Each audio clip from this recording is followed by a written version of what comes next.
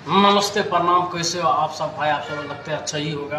तो भैया एक बहुत दुख भरा कहानी है। एक गाना मैं निकाल रहा हूँ, बहुत अच्छी है। मालती चौहान पे आप तो दुनिया में नहीं रहे भैया, ये गाना को बहुत प्यार आशीर्वाद दीजिए, जितना जितना लाइक कीजिए, सबको जिससे समझ में आए ऐसा गाना का मुखड़ा सुन लीजिए।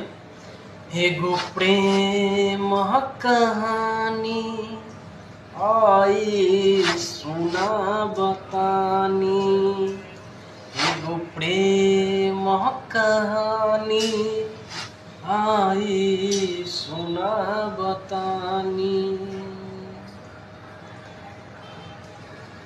मालती विष्णु के कर रोहिना सलामत, मालती विष्णु के प्यार रोहिना सलामत।